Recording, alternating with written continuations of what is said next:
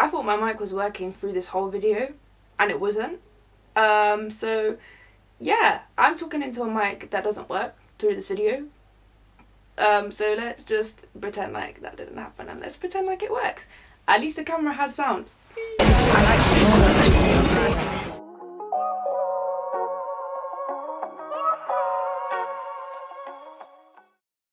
Hey guys, welcome back to my channel. On this channel I talk about my journey with Christ. I also do vlogs here and there. I'll probably just post like random videos, to be honest. I know I already done a video on my Esther fast, on like the process of how it went and how I found it like as I was going on, but like I also just wanted to make like a separate video to explain like how I felt and stuff whilst it was happening. It was honestly like crazy how the Esther fast thing started. Like I really didn't want to do it because 3 days with no food is actually insane. Like I didn't break it at any point. It was just straight 3 days, no food. And obviously it was very, very difficult, but there was a lot that I wanted to pray for. There was a lot that I wanted to seek God for. And I mainly just wanted to hear like what God was saying about a specific situation, or even if he wasn't talking, like I still was like, okay, I'm going to do a fast. And like, it's crazy because the first book that he took me to was, I didn't know what to read in the Bible. Like obviously I was reading Esther and kind of understanding why she was doing the fast and stuff, but then also it was like, there was significant numbers that kept being repeated, like very, very specific, that kept being like repeated in my mind. And I was just like, okay, maybe God is trying to tell me a Bible verse, right? So I write it down in Google and I'm like putting the numbers down. Next to it I put Bible just to see what verse would come up, or like what book would come up. These specific numbers had no other verse in the book except from this one verse, which shocked me because I was like, oh, okay, that's very specific and scary. But it was 1 Samuel 17:51, where it talks about how David cut off Goliath's head. And I was like, wait, I literally heard about this in church like a few months ago, but I don't remember what the message was because I wasn't taking notes, I don't think, or maybe it was towards the end, so I had no notes to like talk about. So I didn't really understand it, so I was like, okay, cool, like I'm just gonna read it from the start, like from the first chapter, from the first verse. And the first chapter is literally called Hannah's Vow. And I said, oh, hey Hannah, like that's actually insane. And then as I'm reading through 1 Samuel, it literally relates to my situation a bit crazily. Like, you know, come through. Okay, so that was already scary for me because I was like, why is this relating to me so like accurately? You know what I mean? So I was like, okay, cool. God, I hear you, I see you, cool, say less. And then like okay, wait, I'm just gonna skip like a few weeks. So to do with the 1 Samuel, for some reason the book 1 Samuel just keeps coming up. Like people keep mentioning it to me, and it's like even when I'm going through something they'll be like, oh yeah, but in 1 Samuel blah, blah, and I'm like, why is everyone talking about this one book? Do you know how many books there are in the Bible? Do you know what I mean? Like it was just crazy coincidental. It's not coincidental, everything happens for a reason.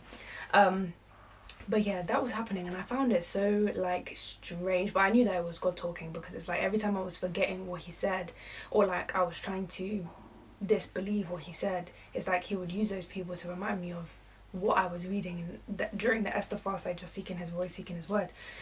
So yeah, that happened all on the second day, I believe. The first day I was just like trying to study Esther and the book of Esther and why she was fasting and all of that stuff. The first day was kind of okay because it just felt like a normal fast, but then it got to 6 o'clock and I was like, I could be eating something by now if it was a normal fast, but we're gonna push through. And then it was midnight when I started thinking about the verse and I decided, okay, cool, let me put it on Google. Yeah, the second day was when I started reading 1 Samuel, and that was just, it just revealed a lot to me.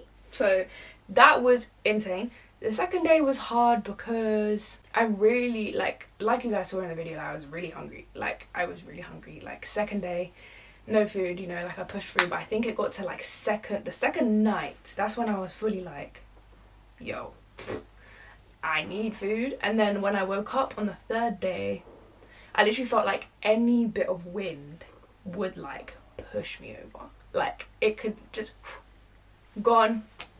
So then yeah, that day was hard because I have to like push through.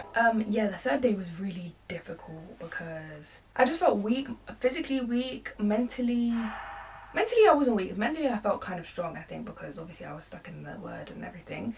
But I just felt like I was going to faint. But, you know, the Lord is greater. So I was going to continue. And I stuck it out until the 72 hours which hit. And I literally succeeded. I feel like I didn't get tempted that much to break the fast, like, even though I was really hungry. But, like, I wanted to eat. But, like, I decided to stick to the 72 hours. So, yeah, really proud of myself that I did that. I feel like, you know, some people do the 3-day fast and they see results of what they're praying for, like, straight away. That's not really what I was expecting, because, I don't know, like, I wanted, obviously you're going through fasting and praying with expectation, but it's just, like, also, at the same time, understanding God's timing and knowing that you can't just do the fasting and expect something to happen straight away, even though we want it to, because we're human beings. But at the same time, God has better timing than we do, and we don't live in his timing. So yeah, I wasn't really going with expectation of when things were going to happen, but I feel like he was using the book of 1 Samuel to really speak to me and just be like, yo, I'm letting you know right now, this thing is still happening, regardless of whether it looks like this.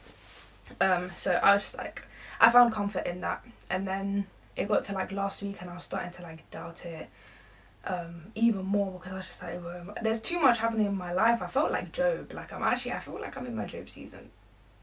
That's pretty much what was happening during that fast. And then I had a Bible study literally yesterday, and my friend I haven't spoken to in a while, I kind of was just updating him on like what's been going on. And he was like, you know what's funny? It's crazy, because I was doing a Bible study last week, 1 Samuel, blah, blah. And I looked at my phone and I just threw my phone. Said, no. I'm not, no. No. And on top of that, I went to a Passover meal a couple of days ago. And I walk in and I just felt like this one person was sticking out to me for some reason, and it was so strange. And then we introduced each other. His name's Samuel, so I was like, I didn't really think anything of it. I was just like, okay, cool, Samuel. I also know someone else called Samuel. I was just like, it didn't really pass my mind too much. And then he was like, oh, do you know the Bible? And I was like, yeah.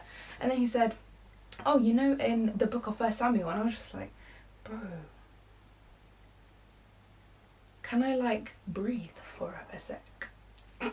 And then from then, I just looked at Leilani and I was like, did you just hear what bro just asked me? And then he was like, you know, like, in the Bible, like, you would technically be my mom. And I was like, oh, yeah, I know that very well, because I keep hearing about it every 5 seconds. And I read it for myself during the Esther fast. So already from then, I was trying not to get emotional, because I was like, bro, like, God is just speaking. And the night before that, I was just crying out to him in prayer. And I was just like, I need something. My faith is dying. I don't want it to die. I still trust you though, that's the thing. Like, even mustard seed sized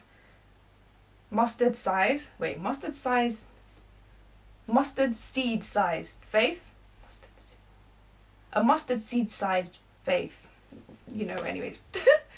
I still had faith, but it's like, I just felt like I was dying. Like, not like dying physically, but I was just like, I just want to give up.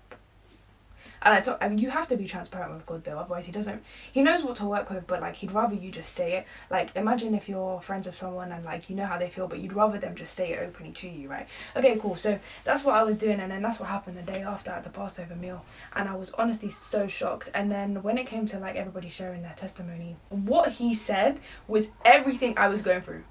This one person that I told you, like, literally said it a few seconds ago, that I walked into the room and was like, for some reason I feel like I can relate to this person. Yeah, this person is literally talking about his testimony, everything I was going through. And I was like, and this is the person that's talking about 1 Samuel, talking about how Hannah was Samuel's mom and all of this stuff. So honestly, it was crazy. Like, when you ask God that you need something, he will literally deliver. Even though it's not the thing that you're asking for, like, he will still give you something to like hold on to. And I honestly find that so amazing. Like, even though I'm going through life right now, like, it's minor, because, okay, I always think of the book of Joseph, where, you know, like, he had a dream that he would become king and like everybody will be bowing down to him, but like up until that point, it's not like God was showing him what was happening like in between, where he was going to be thrown in prison, his brothers were going to betray him, and all of this crazy stuff. Like, if I was Joseph and God told me what was going to happen before I became king, forget being king.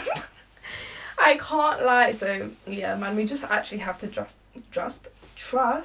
God's process no matter what. But yeah, in terms of the actual fast, the 3-day fast, like, I feel like it was so helpful, because it's like, in the moment I'm kind of thinking like, was this really God, like, or am I just thinking of numbers that randomly come up and I'm just opening the Bible for myself? But then as time went on, it's like God was showing me, like, this was me showing you this book, and the revelations that you got was me. But now I'm thinking back to the fast, and it's almost like he was shouting, like, or he was like, just not like shouting, but like he was being loud about it. But like in the moment, it's just like we don't really deep it too tough. But like after, I'm looking back and I'm just thinking, like during the fast, I'm like, wow, like I might as well have just heard his like audible voice. Like that's how I feel right now, like looking back at it, because it's just like there's no way things can align so well and it can't be something powerful, you know what I mean? Like going back to my testimony, like I know a lot of people will probably watch this video and think, oh yeah, it's just like coincidences and just things that happen by accident. Sorry, I'm just watching someone walk past my window. But like a lot of people will literally look at it and think, oh yeah, it's just a coincidence. Nothing in this life is a coincidence. Everything happens in line, on time, on purpose, with a purpose. And I'm saying this because I need to remember it for myself. As much as I'm saying it to you guys, I need to remember it for myself, like on next levels. Everything I say on camera is because I also need to hear it for myself. I'm not even joking. Like I'm still on this journey myself. Like I feel like I've been in a Job season for 2 years now. But Lord, my saviour, will take me out of it, and there is a light at the end of the tunnel, like Nay said. And honestly, the 3 days, if you're thinking about doing the Esther fast, do it. But I would suggest be at home when you're doing the Esther fast.